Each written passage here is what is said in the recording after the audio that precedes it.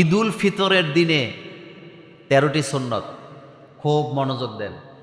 ঈদের দিন গান বাজানো, নৃত্য করা, নতুন জামা কাপড় পইরা অশ্লীলতা, পার্কে যাওয়া, বান্ধবীর লইয়া ঘুরা, টিএসসি চত্বরে যাওয়া, শাহবাগের আশেপাশে ঘোরাফেরা করা, রমনা পার্কে যায় হাত ধরে ঘোরা, হাতির ঝিলের সামনে যায় বসে থাকা, ধর্মসাগরের পাড়ে যায় বসে থাকা, পার্কে যাওয়া, হোস্টেলে যাওয়া, ফাস্টফুডে যাওয়া, এটার নাম ঈদের আনন্দ নয়। বরং রাসূলুল্লাহ সাল্লাল্লাহু আলাইহি ওয়াসাল্লাম তার উম্মতের জন্য ঈদের দিন সুন্নত রেখে গেছে 13টা। বলেন কয়টা? মান আহিয়া সুন্নতি ফাকাদ আহাব্বানি ওয়া মান আহাব্বানি কানা মাই ফিল জান্নাহ। রাসূল সাল্লাল্লাহু আলাইহি ওয়াসাল্লাম বলেছেন, যে ব্যক্তি আমার একটা সুন্নতকে জীবিত করলো সে যেন আমি নবীকে ভালোবাসলো, যে আমি নবীকে ভালোবাসলো সে আমার পাশাপাশি জান্নাতে বাস করবে। ঈদের দিনে সুন্নত কয়টা? আরো জোরে বলেন কয়টা?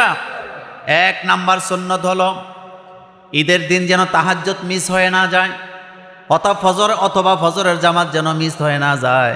বাইহাকির হাদিসে আসছে ঈদের দিন ভোরে ভোরে ঘুম থেকে জাগ্রত হওয়া, এটা সুন্নত। কিন্তু আমার দেশে কিছু ঈদের নামাজি আছে 7টা বাজে উঠা কোনো রকমে গোসল কইরা ঈদের নামাজে যায়, ফজরের নামাজও পড়ে নাই। এমন ঈদগাহে যাওই না বড় লোক নতুন পাঞ্জাবিওয়ালা আছে না নাই? এতে নতুন পাঞ্জাবি নতুন লুঙ্গি পরে ঈদগাহ যায়, কিন্তু এতে ফজরের নামাজ পড়ে নাই। বলেন আসেনি? হেতে সাপ ঢাকা শহর থেকে আইছে, ঘুমাইতেছে, হেতে ফজরের নামাজ পড়ে নাই, হেতে ঘুমায়। তো উঠবো কোন সময়? জামাত হইল 8:30টায়, হেতে উঠবো 7:30টায়। উঠটা খত খত কইরা ব্রাশ কইরা এরপরে হেতে পাঞ্জাবি টাঞ্জাবি কইরা মাশাআল্লাহ ঈদগাহে যাইতেছে আতর লাগে। তো তুমি ফজরের নামাজ পড়ছো নি মিয়া? গাদা কোথাকার। আসেনি? এরকম আসেনি? গ্রামে গঞ্জে দেখেন সাহাব আইছে ঢাকা শহরতে, অমুক খানতে তমুক খানতে ঈদ কর। তো তুমি ঈদ করতে আইছো, তোমার ফজরের নামাজ কই? রাসূলের যুগে সাহাবাই কেরাম ফজরের নামাজ পড়ে ঈদগাহে চলে যেতেন। ঈদের নামাজ খোলা মাঠে পড়া আরেকটা সুন্নত, সেটা পরে বলি। রাসূল সাল্লাল্লাহু আলাইহি ওয়াসাল্লামের সাহাবারা ঈদের নামাজে যাইতেন কোন সময়? ফজর নামাজ পড়ে ঈদগাহে চলে যেতেন। নাম্বার 2, ঈদের দিনের সুন্নত মেসওয়াক করা। কি করা? দেখবেন কাবার ইমামদেরকে মাঝে মধ্যে দেখবেন ভিডিওতে দেখা যায় মেসওয়াক একটা কই থাকে? পকেটে। আমি আব্দুর রহমান সুদাইসি বা অন্যান্য ইমামদেরকে দেখি নামাজের একামত চলবে, উনি মেসওয়াক বাইর করে মেসওয়াক করে রেখে আল্লাহু আকবার করে নিয়ত করতেছে। আর আমাদের দেশে এই কাজ করলে 100 জনে ফতুয়া দিব, কবে এবারে নতুন নামাজের ইমাম হইছে, নামাজে দাঁড়ায় দাঁত ব্রাশ করে। আমাদের দেশে মুফতি মৌলবীর কোনো অভাব, বলেন আমাদের দেশের মুফতি মৌলবীর কোনো অভাব নাই, অভাব নাই। সঠিক মাসালা বললে গালাগালি শুরু হয়ে যায়। গত জুমাতে আমি একটা মাসালা বলছিলাম যে নফল যে ব্যক্তি পড়তেছে তার পেছনে ইক্তেদা করা জায়েজ আছে। দেখেন যারা জীবনে এই মাসালা নিয়ে গবেষণা করে না তারা আমাকে গালাগালি করতে করতে শেষ করে দিছে। কিন্তু যারা আরব দেশ ভ্রমণ করছে, যারা আরব দেশে গেছে, মক্কা মদিনায় বেশি সময় কাটাইছে এবং যারা এই মাসালা জানে তারা সবাই বলেছে না মোল্লা নাজিম ভাই যেটা বলছে এটা আছে এবং এটাই আরব দেশে চলে। শুধুমাত্র এক ইমামে আজম আবু হানিফা বলছে এটা হবে না, বাকি সবাই বলছে এটা কি হবে। বর্তমান বিশ্বের সবচেয়ে বড় বড় স্কলার যারা, যাদের ফতুয়াকে আমরা ফলো করি, তারা সবাই বলেছেন এটা কি এভাবেই পড়া, এটা জায়েজ, এটা কি। কিন্তু গালাগালি চলছে, এই নিয়ে আমার কোনো আপত্তি নাই, আমি সেদিকে গেলাম না। তো কথা বলতেছিলাম মেসওয়াক করা। বলেন কি করা? মেসওয়াক একটা পকেটে থাকে। 3 নাম্বার, ঈদের দিন গোসল করা সুন্নত। ঈদের দিন গোসল করা কি সুন্নাহ। এরপরে 4 নাম্বার, শরীয়ত সম্মত সাজসজ্জা করা। গত জুমা তো বলছিলাম নতুন জামা পরেই ঈদ করতে হবে, এরকমের হাদিস কোরআন কোথাও নেই। নতুন জামা পরে ঈদগাহে যেতেই হবে, নতুন জামাই পড়তে হবে, এই কথা কোরআন হাদিসের কোথাও নাই। আমি বলেছিলাম আপনাদেরকে গত জুমায়, বলছি কিনা? বরং বলা হয়েছে আপনার ঘরে যে জামা কাপড় আছে যেটা ভালো আপনি সেটা পরে ঈদগাহে যাবেন। কিন্তু অনেকে আছে নতুন জামা না পড়তে পারলে মনটা খারাপ হয়ে যায়। না, মন খারাপ করার দরকার নাই। নতুন জামা নাই, মন খারাপের দরকার নাই, কারণ নতুন জামা পরে ঈদ করলে বেশি সওয়াব পাবে। আপনি পুরানটা পরবেন, আপনি সওয়াব কম পাবেন, এমন কথা কোরআন হাদিসের কোথাও নাই। বরং একটু পরিষ্কার পরিচ্ছন্ন জামা কাপড় পরে ঈদগাহে যেতে বলেছেন মুহাম্মদুর রাসূলুল্লাহ সাল্লাল্লাহু আলাইহি ওয়াসাল্লাম। 5 নাম্বার, সামর্থ্য অনুযায়ী পোশাক পরা। সুদে টাকা লাগায়, সুদে টাকা আইনা ঈদের মার্কেট করে, সুদে টাকা আইনা কুরবানি দেয়। বলেন আসেনি? সুদে টাকা আইনা ঈদের মার্কেট করে, সুদে টাকা আইনা কুরবানি দেয়। কি মুসলমান হইছো তুমি? কি মুসলমান? আমি আগের থেকে আল্লামা সাইদি সাহেবের ওয়াজ বেশি শুনতাম, আপনারাও শোনেন। তো সাইদি সাহেবের একটা ওয়াজ শুনলাম, সেটা হলো উনি বলতেছেন এক ব্যক্তি কুরবানির ঈদের আগে খালি মাঠে ঘুরতেছে, মাঠে শুধু ঘোরাঘুরি করতেছে। তো আরেকজন বলতেছে, বেটা মাঠের মধ্যে ঘোরাঘুরি করো কেন? কয় ঘোরাঘুরি করি, এটা সুযোগ খুঁজতেছি, একটা গরু যদি চুরি করা যায়। মানে তুমি গরু কেন চুরি করবা? কুরবানি দেবো। বেচার আরেকজন বলতেছে, বেটা তোমার তো সাহস কম না, তুমি চুরি কইরা গরু কুরবানি দিবা? কয় তোমার মতো এত ছোট মাথা আমার না, আমার মাথা অনেক বড়। কয় কি? কয় শোনো, গরু যে চুরি করবো, গরু চুরি করা এটা একটা গুনাহ, কিন্তু কুরবানি দেওয়া এটা একটা সওয়াব। তো গুনায় আর সওয়াবে কাটাকাটি, মাঝখান থেকে গোস্তগুলা ফাও খামো। কত চালাক, বুদ্ধি আছে। ঈদে ছেলে মেয়ের জামা কাপড় নতুন লাগবে, এই জন্য সুদে টাকা আনছে, কিস্তিতে টাকা তুলছে। এরকমের মূর্খ আসেনি? মাথা ঠিক আছে? আপনি অসংখ্য পরিবার পাবেন ঈদ উপলক্ষে বিভিন্ন সুদি ব্যাংক থেকে টাকা টোকা তুলছে, কিস্তি মিস্তি তুলছে। আপনাকে এই কথা বলছে কে? কে বলেছে আপনাকে? নতুন জামার কথা বলা হয় নাই। আপনার যেটা তৌফিক আছে, আপনার সামর্থ্য অনুযায়ী আপনি পোশাক পরবেন। 6 নাম্বার, সুগন্ধি ব্যবহার করা। বলেন কি ব্যবহার করা? আতর ব্যবহার করবেন। আতর, আতরের মধ্যে অনেক ফ্লেভার আছে, আপনার কাছে যেটা ভালো লাগে আপনি সেটা করবেন। সুগন্ধি রাসূল ইসলাম ভালোবাসতেন, রাসূল ফুলকে ভালোবাসতেন। সুবহানাল্লাহ। রাসূলের হৃদয় কত কোমল ছিল। ফুল ভালোবাসা এটা রাসূল শিখাইছে, সুগন্ধকে ভালোবাসা এটা রাসূলুল্লাহ শিক্ষা দিয়েছেন। আপনি চিন্তা করতে পারেন। এরপরে 7 নাম্বার সুন্নত, ঈদের ফেতরের দিন, ঈদুল ফিতরে ঈদগাহে যাবার আগে একটু খেজুর খেয়ে যাওয়া বা মিষ্টি খেয়ে যাওয়া। কি খাবেন? 3টা খাবেন, একটা অথবা কয়টা? বেজর সংখ্যা খাবেন। ঈদুল ফিতরের ঈদগাহে যাওয়ার আগে কিছু খেয়ে যাওয়া সুন্নত। বলেন, এই জন্য ঘরে যায় বলবেন যা রান্না টান্না করবা ফজরের আজান দিলে ওইটা শুরু করবা। কিন্তু কিছু কিছু পরিবার আছে, আপনি যদি বলেন যে হুজুর তো বলে দিছে ঈদগাহের আগে যাওয়ার আগে খাইয়া যাইতে, তখন কব পাগল হয়ে গেছো নি কোনো, যাও নামাজ পড়ে আয়া খাইও, এরকম বলেনি। না, আপনি ভালোভাবে বুঝে বলবেন যে না এটা সুন্নত। এটা কি? ঈদের ঈদুল ফিতরে খাইয়া যাওয়া সুন্নত, আর ঈদুল আজহাতে আইসা খাওয়া সুন্নত। বুঝাই দিলাম এক কথায়। এরপরে 8 নাম্বার ঈদুল ফিতরের সুন্নত, সকাল সকাল ঈদগাহে যাওয়া। আমাদের দেশে আগে বাজার কইরা তারপরে ঈদের নামাজে যাইতো, এটা সুন্নত নয়। সুন্নত হলো সকাল সকাল ঈদের জামাতে যাওয়া। আমাদের দেশের অনেক জায়গায় 11টা বাজেও ঈদের জামাত হয়, এগুলা ঈদ থাকে না, এগুলা জোহরের নামাজ হয়ে যায়। ঈদের নামাজ হবে ফজরের পরে পরে সকাল সকাল। এরপরে 9 নাম্বার ঈদুল ফিতরের সুন্নত, ঈদুল ফিতরের ঈদগাহে যাওয়ার আগেই সদাকাতুল ফিতর আদায় করে দেওয়া। এটা খাদ্য দিয়ে দেওয়া যায়, এটা টাকা দিয়েও দেওয়া যায়, কোনো সমস্যা নাই। আপনার যেটা দিতে সুবিধা আপনি সেটাই দিবেন। এরপরে 10 নাম্বার ঈদের নামাজের ঈদগাহে আদায় করা, এটা সুন্নত, খোলা মাঠে। এক কথায় বলেন কি মাঠে? ঈদের নামাজ খোলা মাঠে আদায় করা সুন্নত। যদি বৃষ্টি থাকে, তুফান থাকে, সেটা ভিন্ন কথা, তাইলে আপনি কোথায় আদায় করতে পারবেন? মসজিদে। কিন্তু ঈদের নামাজ হবে কি মাঠে? খোলা মাঠে। মাঠ একটু সাজানো গুছানো থাকবে যদি তৌফিক থাকে। খোলা মাঠের মধ্যে বাচ্চারা যাবে, খোলা মাঠের মধ্যে আপনারা যাবেন, ঈদ আনন্দ করবেন, একজন আরেকজনকে সালাম কালাম দিবেন, দোয়া করবেন, এটাই আনন্দ। এটা কি আনন্দ। কিন্তু ঘরের থেকে নামাজের মশলা একটা লইয়া মুখ কালা কইরা ঈদগাহে যাইয়া নামাজের মশলাটা বিছাইয়া নামাজটা পইরা আবার মুখটা কালা কইরা ঘরে চলে যাওয়া, এটা ঈদ হয় না, এটা ফর্মালিটি হইছে। কথা কন না কেন? এটা কি হইছে? আনন্দ কি মানুষে এভাবে করে যে একটা মুসল্লা কান্দে লইয়া মানে যাইবেন, মুসল্লাটা বিছাইবেন, এরপরে আপনি নামাজ পড়ে আবার মুখটা কালা করে চলে আসবেন, কারোর সাথে সালাম নাই কালাম নাই, আপনার ভাইয়ের সাথে সালাম কালাম নাই, আপনার বন্ধু বান্ধবের সাথে দেখা নাই, এটা কি আনন্দ হইছে নাকি ফর্মালিটি হইছে? বলেন তো আপনি কি আনন্দ? ঈদের আনন্দই তো আপনি মজাই তো পাইলেন না। আমাদের দেশে আমরা ঈদের আনন্দগুলা দিনে দিনে হারাইছি এই কারণে। আপনারা যারা এখানে উপস্থিত আছেন, আচ্ছা বলেন তো, এক সময় বাচ্চারা ঈদের জামাতে কাগজের টুপি পরতে দেখছেন? কথা আসতে কয়। ওই আনন্দটা কি আপনি আমারে আর ফেরত আইনা দিতে পারবেন? পারবেন না।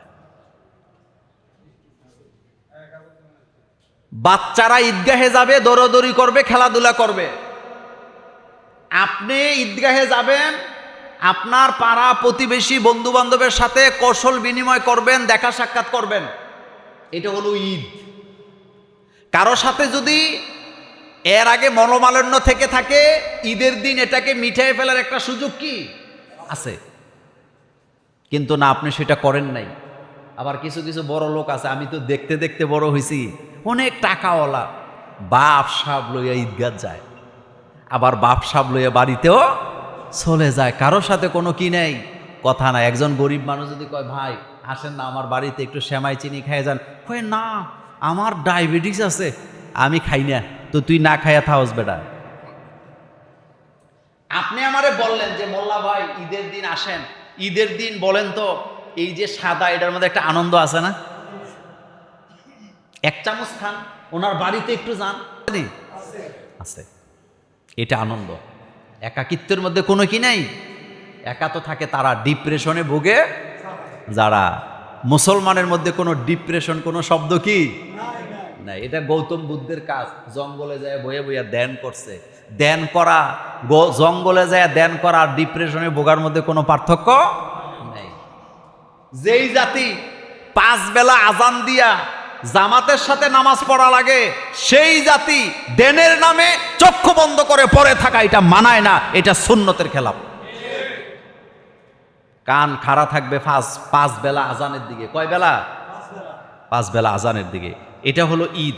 ঈদগাহে যাবেন, বাচ্চারাও যাবে। বলেন বাচ্চারাও? বাচ্চাদেরকে ধমকাইয়া ধামকাইয়া এরকম কিছু পাবলিক থাকেই, এরকম কিছু পাবলিক। আমি মাঝে মধ্যে বলি, যারা মসজিদে গিয়ে বাচ্চাদেরকে ধমকান, তাদের ছোটবেলাটা যদি একটু রিলটা টেনে যদি একটু দেখতাম যে আপনি কতটা বান্দারের খালতো ভাই আছিলেন। বাপরে বাপ, আম্বিয়ার বাপ হজ করে আইছে, মসজিদের বারান্দায় দাঁড়ায় কয় আজকালের পোলাপাইন যা খারাপ, এত দুষ্ট পোলাপাইন। তো আম্বিয়ার বাপে ছোটবেলা কদ্দুর খারাপ আছিল, এটা রিলটা যদি একটু টাইমটা দেখা যাইতো তাইলে বোঝা যেত।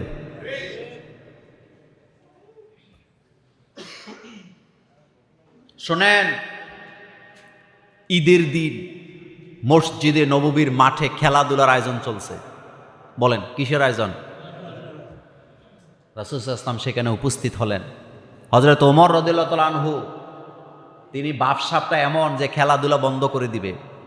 আল্লাহ রাসূল বলেন, ওমর তাদেরকে খেলাতে বাধা দিও না, তাদেরকে খেলতে বাধা দিও না। এক হাদিসে আসছে তারা বেলালের গোষ্ঠী, তারা খেলুক, তারা আনন্দ ফুর্তি করুক। একাধারে 2টি 3টি হাদিস আসছে। মা আয়েশা বলেন, ঈদের দিন মসজিদে নববীর বাইরে মাঠে খেলাধুলা হতো, আমি খেলাধুলা দেখতে পছন্দ করতাম। আল্লাহ রাসূলের উরুর উপরে দাঁড়াইয়া আমি খেলা দেখতাম ততক্ষণ, আমি যতক্ষণ না নামতাম রাসূলুল্লাহ আমাকে নামায় দিতেন না। সুবহানাল্লাহ, রাস্তে কর। এটা ইসলাম। বলেন এটা কি ইসলাম? আমি বলি নাই, মা আয়েশা বলেন। আমি খেলা দেখতেই থাকতাম, আমি ইচ্ছা করে না নামলে রাসূল আমারে নামায়া দিতেন না।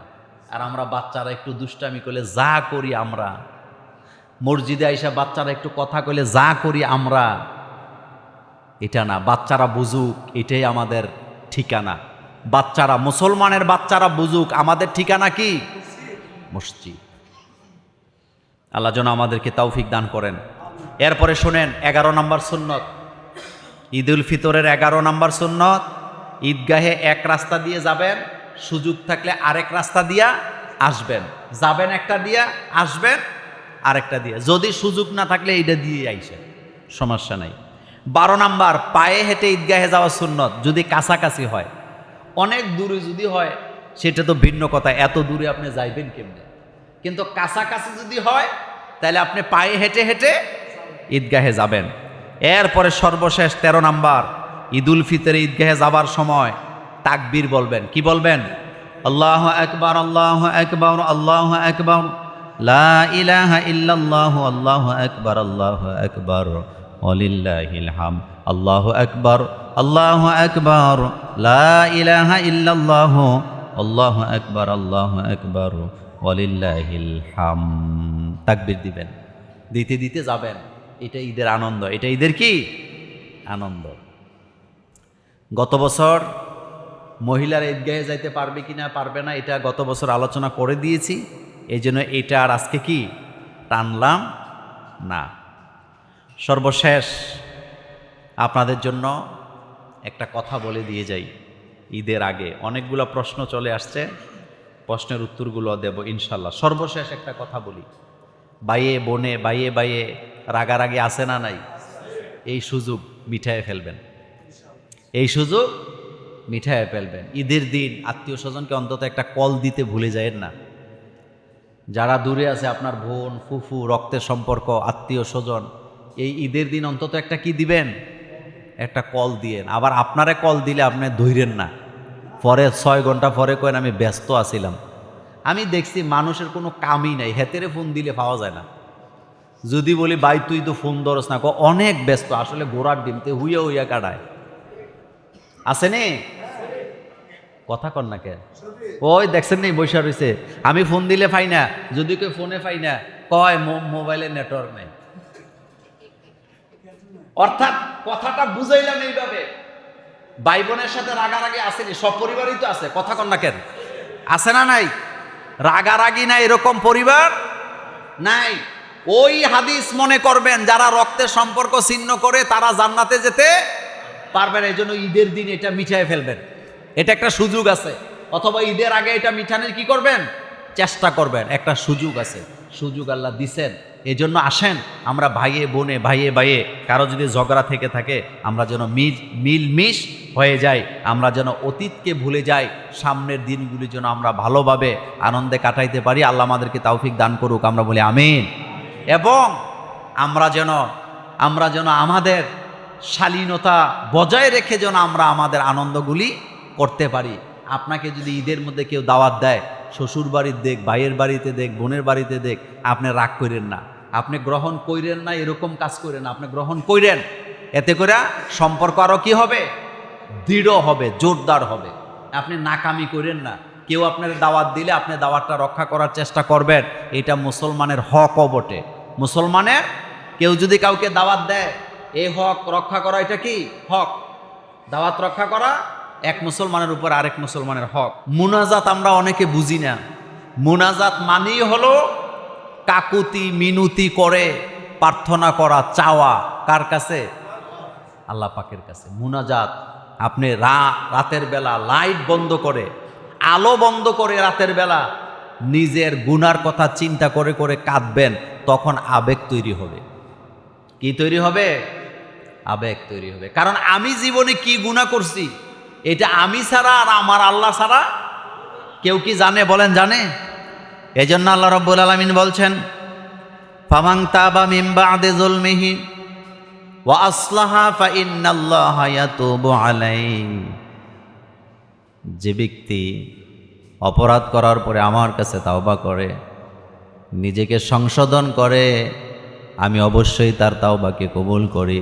তার মানেই হলো আমি আমার বান্দাকে মাফ করে দে। এই রমজানে আর জুমা তো নাই। বহু মানুষ আছে যারা জীবনে আর রমজানের এই জুমাটা পাওয়ার সম্ভাবনা নেই। এজন্য এই জুমাটি অত্যন্ত গুরুত্বপূর্ণ। আজকে আমরা আমাদের আলোচনাটা কয়েকটি ভাগে আমরা ভাগ করে করতে চাই। প্রথম কথা হলো, এই যে জুমা, আজকে রমজানের শেষ জুমা, আমাদেরকে কি শিক্ষা দিয়ে যাচ্ছে সে, আমাদেরকে কি বার্তা দিয়ে যাচ্ছেন, জুমাতুল বেদা আমাদেরকে কি বলে যাচ্ছেন। এক নাম্বার, জুমাতুল বিদা আমাদেরকে স্মরণ করিয়ে দিচ্ছেন, হতে পারে এটাই তোমার জীবনের রমজানের শেষ জুমা। পারে কি না? পারে। কখন মারা যাব কেউ কিছুই জানি না। হতে পারে আমার জীবনে এটা শেষ জুমা, রমজান মুখে রেখে আমার ভাগ্যে আর জুমার নামাজ নাও কপালে থাকতে পারে। সেজন্য আজকে শুরুতে আল্লাহর কাছে দোয়া করি, আল্লাহ তুমি দয়া করে আমাদেরকে মাফ করে দাও।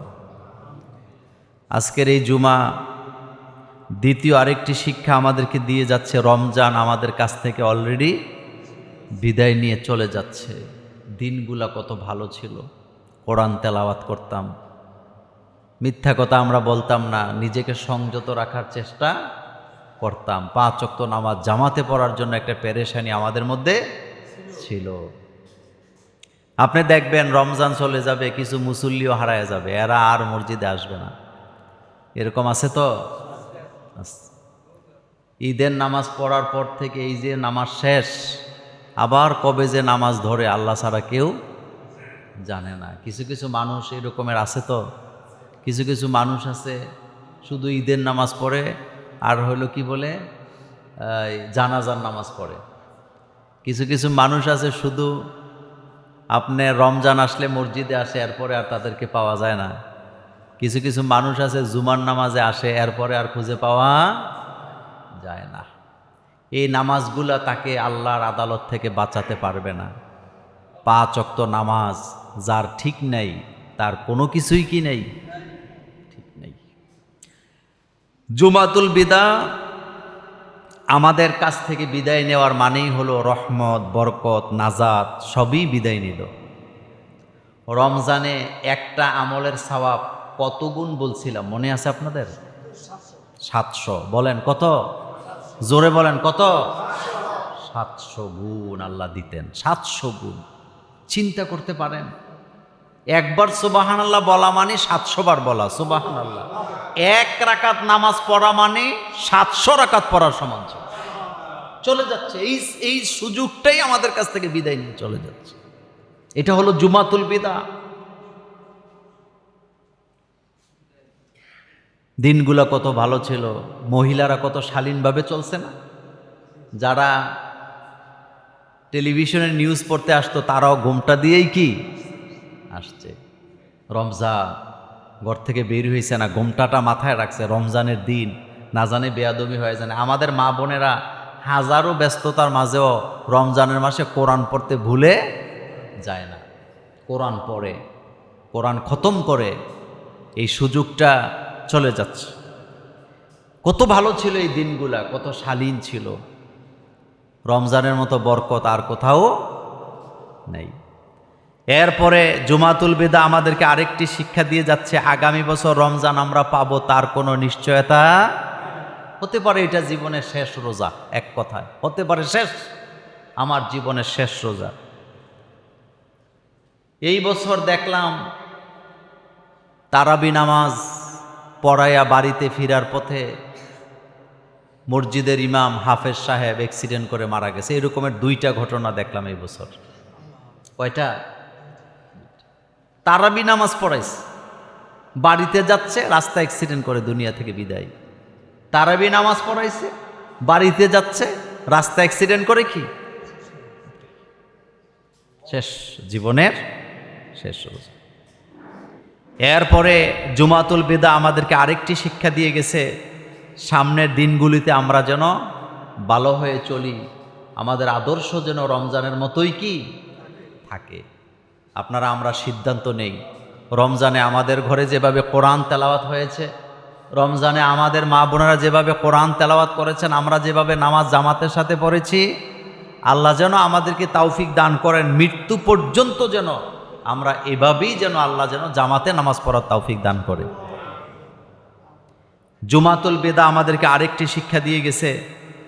দেখেন, গত রমজানে ছিল কিন্তু এই রমজানে ছিল না, এরকমের হাজার হাজার মুসল্লি আছে নাকি নেই? গত রমজানে ছিল কিন্তু এই রমজানে নেই, তারা নাই। তাদের হাড্ডি গুড্ডিও আপনি খুঁজে পাবেন না, তারা দুনিয়া থেকে বিদায় হয়ে গেছে। আমরা দোয়া করছি আল্লাহ রব্বুল আলামিন যেন আমাদেরকে রমজানের রহমত, বরকত, মাগফিরাত সম্পূর্ণরূপে যেন আল্লাহ আমাদেরকে দান করেন। আল্লাহ যেন আমাদের জীবনের গুনাহগুলি মাফ করে দেন। এই জুমাতুল বেদা থেকে শিক্ষা নিয়ে আমরা যেন মৃত্যু পর্যন্ত ঈমানের পথে, আমলের পথে চলতে পারি। আল্লাহ যেন আমাদেরকে সেই তৌফিক দান করেন। আরো জোরে বলি আমিন।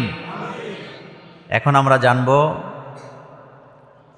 একটি গুরুত্বপূর্ণ বিষয়, সেটি হলো 5টি রাতের দোয়া আল্লাহ বান্দাকে ফিরিয়ে দেয় না। সুবহানাল্লাহ পড়েন। কয়টা রাত? অর্থাৎ এক বছরের ভিতরে গুরুত্বপূর্ণ 5টি রাত আছে, এই রাতের দোয়া আল্লাহ ফিরাইয়া দেয় না। আল্লাহ বান্দার দোয়াকে কবুল করেন। উদউনি আস্তাজিব লাকুম, আল্লাহ পাক বলছেন, বান্দারে তুমি যখন ডাকো আমি তোমার ডাকে কি দেই? সাড়া দেই। তো এই রকমের রাত আছে 5টা। জোরে বলেন কয়টা? হযরত আব্দুল্লাহ ইবনে ওমর রাদিয়াল্লাহু তাআলা আনহুমা থেকে হাদিস বর্ণিত, তিনি বলেন রাসূল করিম সাল্লাল্লাহু আলাইহি ওয়াসাল্লাম বলেছেন, 5টি রাতের দোয়া আল্লাহ রাব্বুল আলামিন কখনো ফেরত দেয় না। 1 নম্বরে জুমার রাত।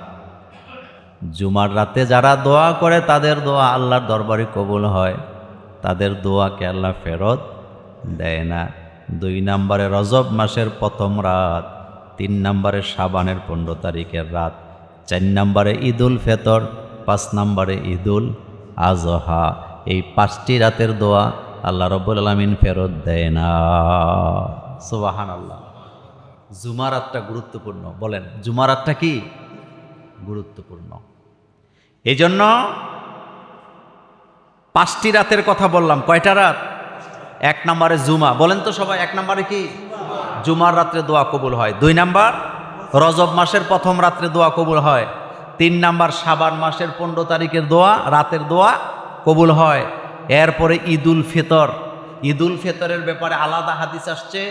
ঈদুল ফিতর, ঈদুল আজহার রাতের বেলা যারা জাগ্রত হয়ে আল্লাহর ইবাদত করে, সমস্ত রূহগুলা যেদিন মারা যাবে তাদের রূহগুলা সেদিন জীবিত থাকবে।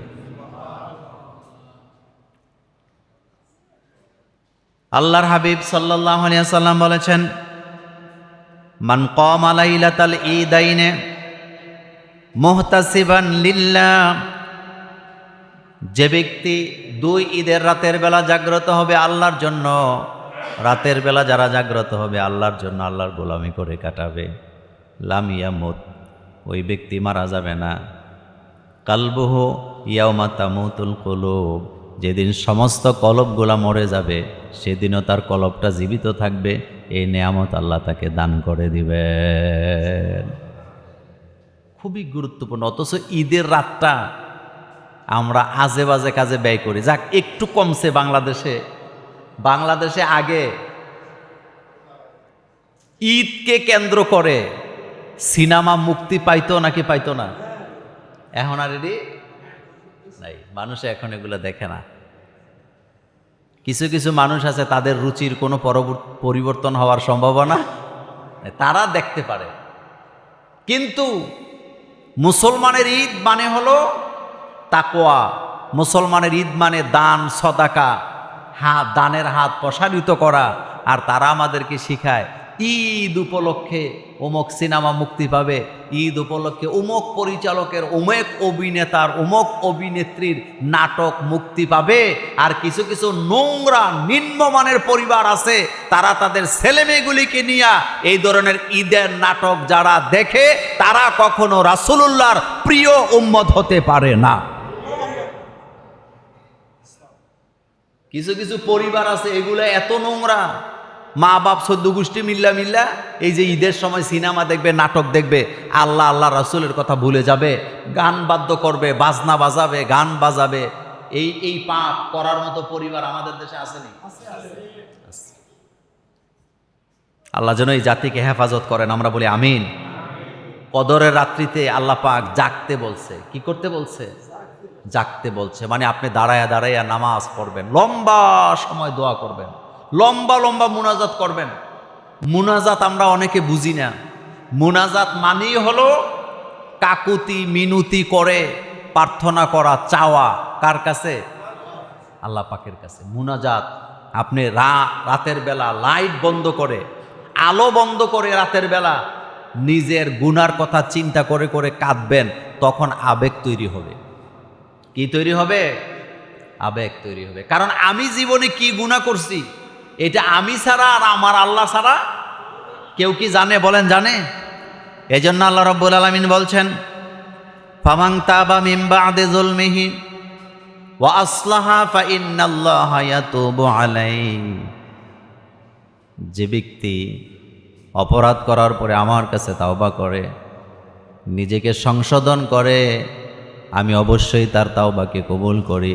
তার মানেই হলো আমি আমার বান্দাকে মাফ করে দে। হাজারবার তাওবা শেকাস্তি বাসাত বাজা বাজা। বান্দা যদি হাজারবারও তাওবা ভঙ্গ করে, এরপরেও নৈরাশ হতে আল্লাহ নিষেধ করছে। আল্লাহ বলছে, বাজা বান্দারে আমার কাছে ফেরত আসো, আমার কাছে ক্ষমা চাও, আমি আল্লাহ তোমাকে মাফ করে দিব। ইয়া এলাহি গারকে দরিয়া গুনাহাম, ইয়া এলাহি গারকে দরিয়া গুনাহাম, তো নিদানে অকুদ হস্তে গাওয়াহাম। আয় আল্লাহ, জীবনে এত গুনাহ করেছি, গুনার সাগরে আমি হাবুডুবু খাইতেছি, তুমি ছাড়া আমার গুনার কোনো সাক্ষী নেই। বলেন, আল্লাহ ছাড়া আমাদের গুনার কেউ সাক্ষী আছে নাকি? তাওবা করবেন, ইনাইয়া বিনাইয়া কান্নাকাটি করে করে বলবেন। মশা মাছির মাথার সমান পানিও যদি চোখ থেকে কান্নার মধ্যে বাইরে হয় মুনাজাতে, এই মুনাজাত আল্লাহর দরবারে কবুল হয়ে যাবে। কবি কি সুন্দর করে বলতেছেন, ইয়া এলাহি গারকে দরিয়া গুনাহাম, তো নিদানি অকুদ হস্তে গাওয়াহাম। হায় আল্লাহ, আমি গুনার সাগরে হাবুডুবু খাচ্ছি, তুমি ছাড়া আমার গুনার কোনো সাক্ষী নেই। আমার গুনার খবর তুমি জানো আর আমি জানি, দয়া করে মাফ করে দাও। আল্লাহ বলেন, বান্দা যখন এভাবে করে আমার কাছে কাঁদে, আমি আমার বান্দাকে ক্ষমা করে দে। কদরের দোয়াটা তো আপনারা পড়েন, আল্লাহুম্মা ইন্নাকা আফুউন কারীম তুহিব্বুল আফওয়া ফাফু আন্নি। আয় আল্লাহ, তুমি ক্ষমাকে ভালোবাসো। ক্ষমাকে ভালোবাসে কে? ওয়াল কাযিমিনাল গায়জা ওয়াল আফিনা আনিন নাস আল্লাহু ইউহিব্বুল মুহসিনিন। আল্লাহ বলেন, যারা গোসাকে হজম করে, যারা মানুষকে ক্ষমা করে, আমি আল্লাহ তাকে ক্ষমা করে দেই, আমি তাকে ভালোবাসি। তার মানে ক্ষমাকে ভালোবাসেন কে? ক্ষমা করে দেওয়াটাই আল্লাহ ভালোবাসেন। সহিহ মুসলিমের একটি হাদিসে আসছে, আল্লাহ পাক বলেন, হাদিসে কুদসি, রাসূলুল্লাহ সাল্লাল্লাহু আলাইহি সাল্লাম বলেছেন যে আল্লাহ বলেছে, বান্দা যদি অপরাধ না করতো তাহলে আমার কাছে ক্ষমা চাইতো না। এটা আমি আল্লাহ পছন্দ করি না। বরং তোমরা বনি আদমের সন্তানদের জন্য বলা হলো, তোমরা যদি অপরাধ না করতে, আমার কাছে তাওবাও করতে না, আমি আল্লাহ এটা পছন্দ করি না। আমি তোমাদেরকে এখান থেকে সরায়ে দিতাম, আরেকটা জাতিকে এখানে বসাতাম, তারা অপরাধ করার পরে আমার কাছে কান্নাকাটি করত, এটাই আমার কাছে সবচেয়ে বেশি ভালো লাগতো। আমি আল্লাহ পাক এটাকে পছন্দ করি, ক্ষমা করাটাকে। তার মানে বোঝা গেল আল্লাহ ক্ষমা করাটাকেই সবচেয়ে বেশি ভালোবাসেন। কেউ যদি বলে তে এত গুনাহ করছে, আল্লাহ তারে মাফ করতে পারবে না, এটা শিরিক। বলেন, এটা কি? কেউ যদি বলে আমি এত গুনাহ করছি, আল্লাহ আমারে মাফ করবে না, এটা শিরিক। কেউ যদি মনে মনে ভাবে আমার গুনাহ মাফ হবে না, সে শিরিক করলো। কার সাথে? কারণ ক্ষমাকে ভালোবাসে কে? এটা মাথায় সবসময় থাকতে হবে যে আল্লাহ তো ক্ষমা করার জন্য বসে আছে। তবে এর অর্থ এই না যে ইচ্ছা করে করে খালি গুনাহ করবেন আর তাওবা করবেন। ব্যাপারটা কি এমন? আমাদের গুনাহ হলো দুই প্রকার, একটা ইচ্ছায় আরেকটা অনিচ্ছায় হয়ে যায়। এরকম আছে না? দেখেন, মারামারি লাগছে, মারামারি লাগার পরে একটা লাশ পড়ছে। লাশ পড়ছে কয়টা? মামলাও হয়েছে। আচ্ছা বলেন তো, মামলায় যারা আসামি হয়েছে সবাই কি তারে মারছিল? এমনও লোক আছে এদিক দিয়ে হাইটে গেছে, এমনও লোক আছে তাকায় তাকায়া দেখছে, কিন্তু মামলার আসামি যখন হয় ওই যেতে মারছে তার যেই দোষা, যেতে দাঁড়ায় দেখছে তারও এই দোষা, শুধুমাত্র মামলার আসামি হওয়ার কারণে। কিন্তু আল্লাহর আদালত ভিন্ন। আল্লাহ পাক বলছেন ফামাইয়া আমাল মিসকালা যাররাতিন খায়রান ইয়ারা ওয়া মাইয়া আমাল মিসকালা যাররাতিন শাররান ইয়ারা। বান্দা যদি যাররা পরিমাণ ভালো করে আমি বান্দাকে এটার বদলা যাররা পরিমাণই দিব, বান্দা যদি যাররা পরিমাণ অপরাধ করে সেটাও ছাড়া হবে না, সেটাও আল্লাহর আদালতে ধরা হবে। কিন্তু বান্দা যদি ক্ষমা চায় বান্দাকে মাফ করে দিবেন কে? আল্লাহ পাক মাফ করে দিবেন। এখন জানবো